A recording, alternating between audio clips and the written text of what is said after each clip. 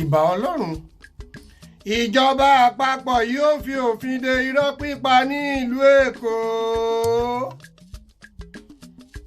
ẹni ọ̀wọ̀ pírọfẹ́sọ Ẹnièpé sọ wípé àwọn kò ní fi ààyè gba ọ̀dọ́ kankan mọ́ láti máa pa irọ́ tí kò ní NAFDAC nọ́mbà lẹ́yìn ikú olóyè Jimoh Aliu.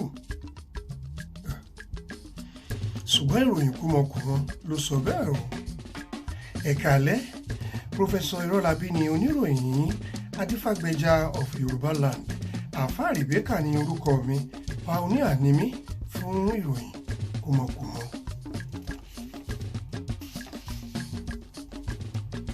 olórí orílẹ̀-èdè China Ogun Chanchinchi sọ ọ̀rọ̀ yìí lákòókò tí wọ́n fún àwọn mínísítà fún irọ́ pípa àti ṣíṣe owó ìlú kúmọkùmọ ní àwọ́ọ̀dù lórí irọ́ ní ìjọbawa.com. olóyè Ogun Chanchinchi fi kún ọ̀rọ̀ rẹ̀ pé àfàìmọ̀ kí ó má jẹ́ pé ìlú China ni yóò padà ra ìlú wàrà àti oyin. ó wí pé nítorí wípé bí ọmọ adúláwọ̀ bá ti rí owó wọ́n lè fi ìyá wọn lọ́kọ fún wèrè láì wá síbi ìgbéyàwó tàbí wẹ̀yìn wò mọ́ nítorí owó ni ọlọ́run wọn. ìròyìn kúmọkùmọ náà rèé o, mẹ́tì parí rẹ̀.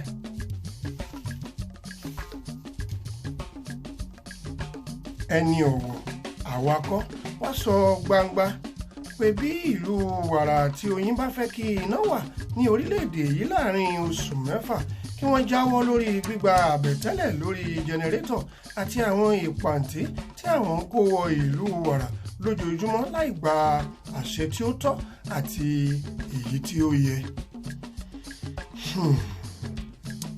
ọmọ ṣetán ọmọ ń relé, a kò nítorí àwíjàre ká yin ọba lọ́rùn. ṣókí ṣógán báyìí ni ọbẹ̀ oge. àbọ̀rọ̀ ni à ń sọ fún ọmọlúàbí, tí ó bá dé inú rẹ̀ ẹ jẹ́ kí ó mú lò. tó Ayọ̀ Olúyẹmí ló bá wa gẹ́ẹ̀tì ìròyìn. ìyá ìwà ni ó tàìpẹ́.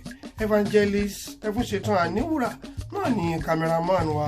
èmi ọmọ yín Ògbónléjà Wúdẹ̀ yán kan bí ọgbẹ́ aláṣejù bàbá jẹ́nrọ́lá tí fi ẹsẹ̀ méjèèjì ta ajá nípa. òun náà ló ka ìròyìn kúmọkùmọ náà fluently sí etí ìwòran yín. gbogbo wa pátápátá ni kí ẹ mú o.